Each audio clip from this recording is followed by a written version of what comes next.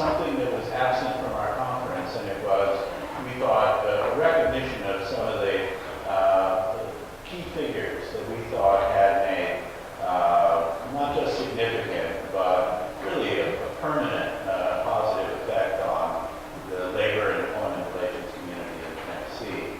And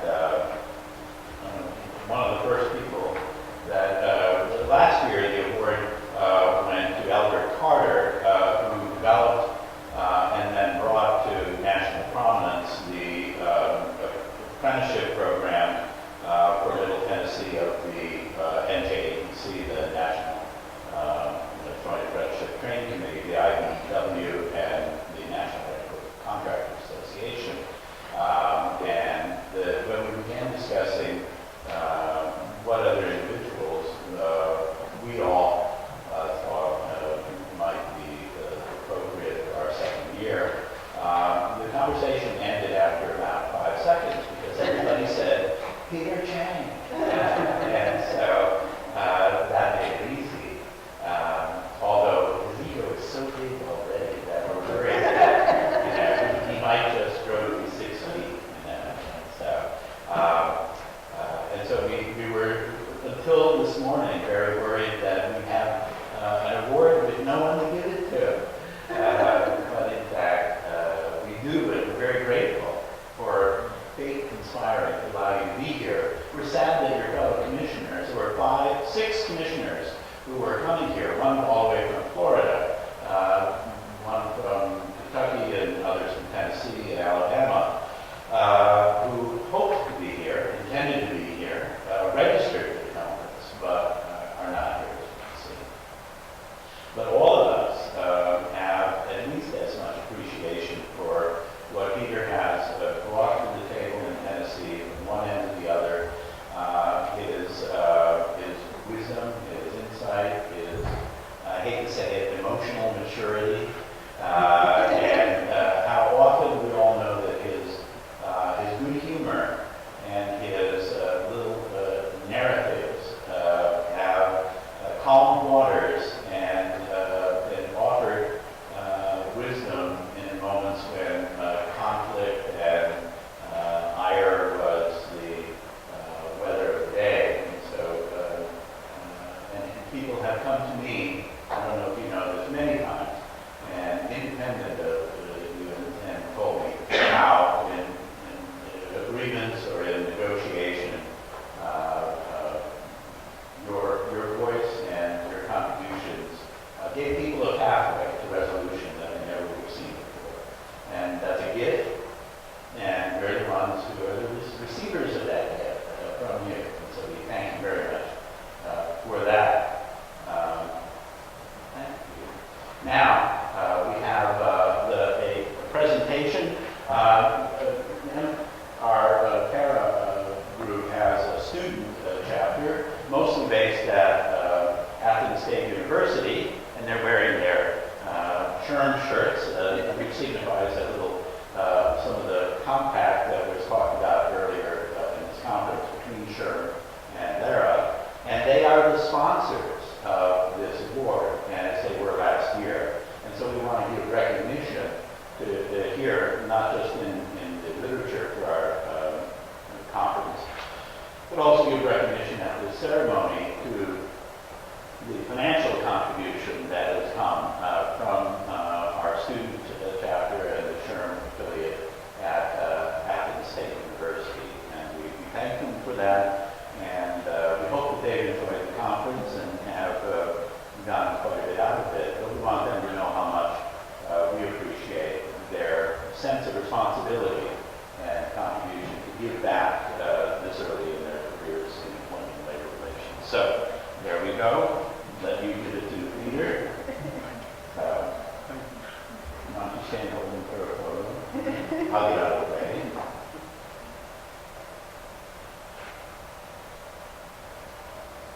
Okay. Great. Thank you, Dan. Okay.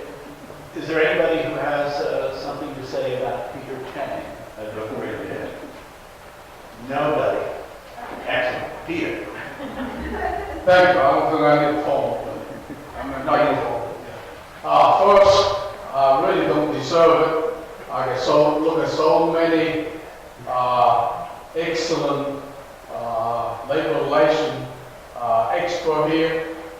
professor like Professor Compton, Jerry Lee, Kim, Bill, really don't reserve it, and David Gunn from UCLA, professor there. I'm just humbled to, very honored to receive this award. When Bill told me that, I said, Bill, are you saying I'm time for me to retire?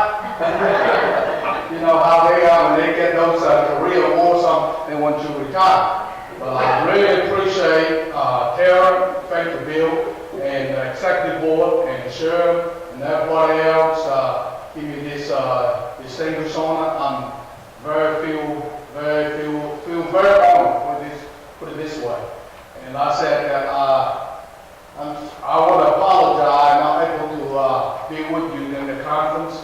And my director, Sergio Delgado, he also heavily involved with the TERRA, with the LIRA, and also in the Florida LIRA. And he feel real bad that he's not able to attend because we have six commissioners planning to come. Then this so-called shutdown had put it's a layman term, put a monkey wrench in the and really throw us off. And I thought we would still have a little light internal last week before maybe they will get it settled by Monday. Then we can come to work Tuesday. Then we can come to the conference. But they went around until last night. You know how it goes.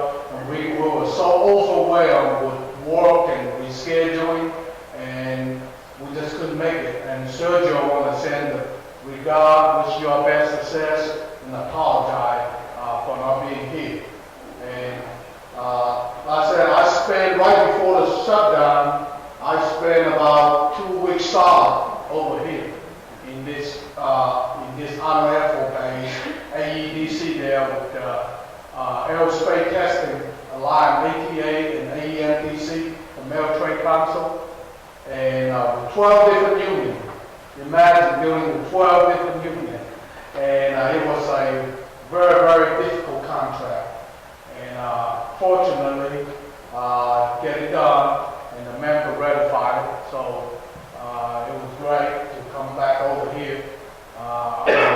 Like I said, don't want to take up too much of your time. You'll be here all day.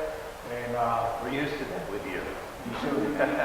Well, somebody asked me to tell a story. And can I tell a story? Like I said,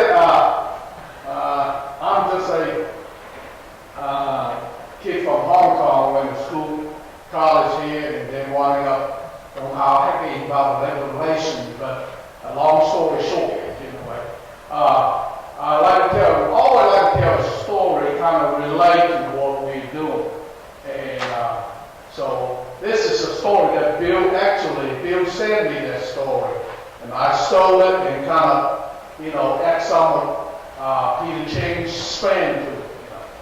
But like I said again, I get discriminate. I'm nothing against religious, nothing against Catholic or race, anything like that. We just try to make a point.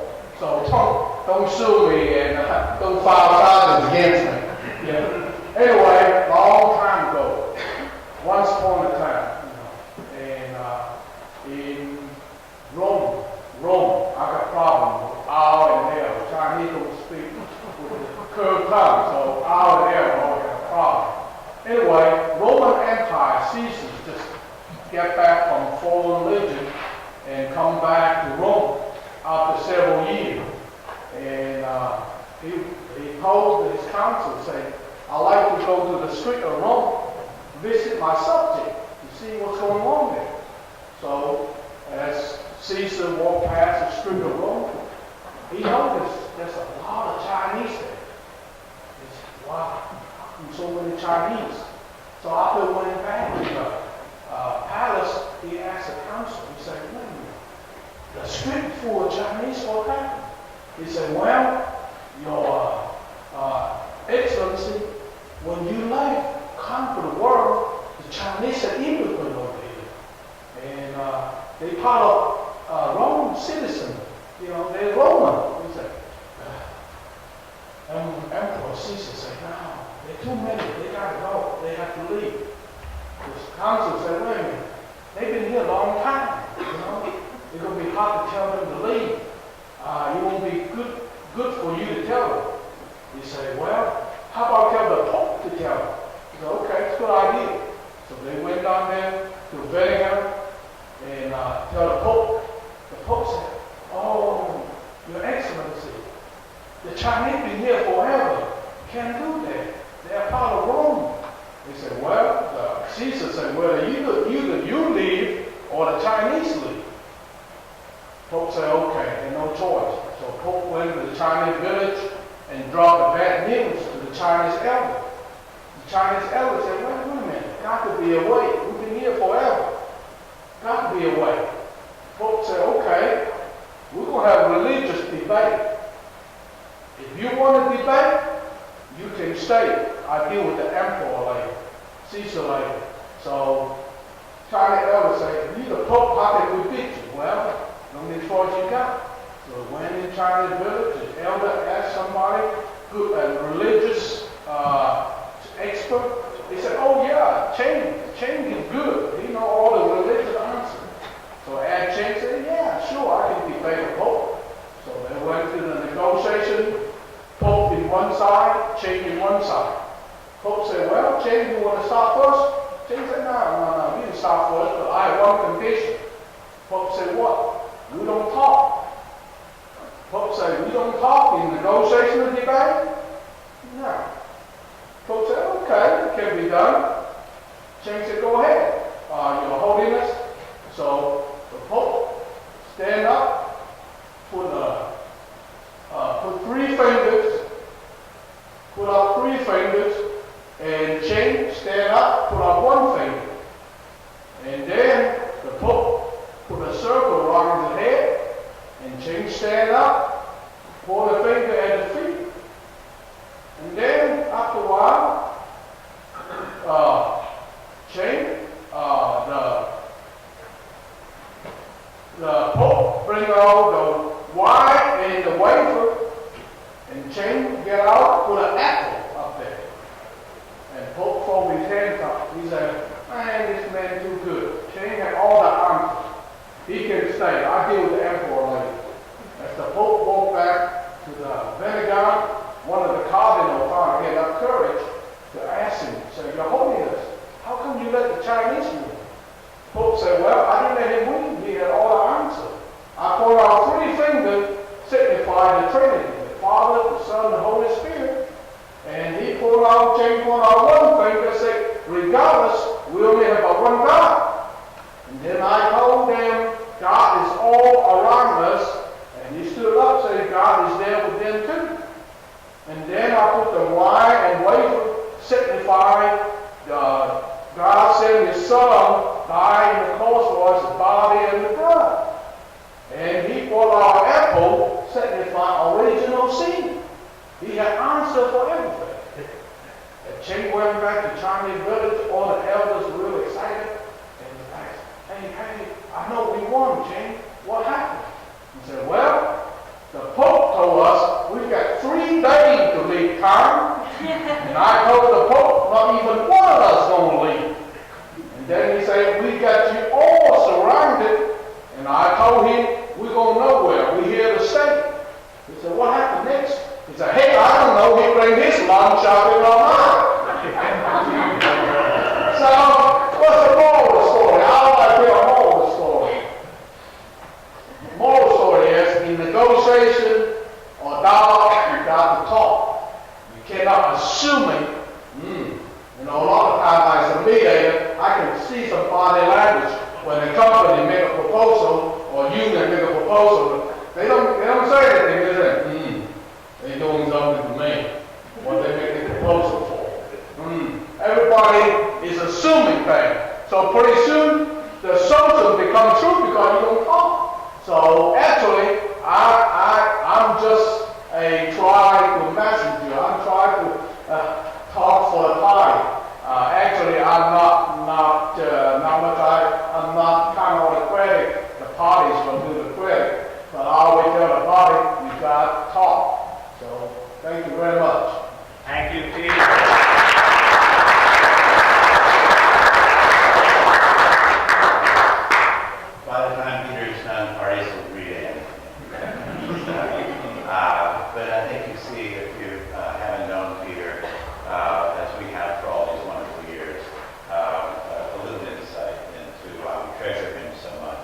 We look forward to him being at our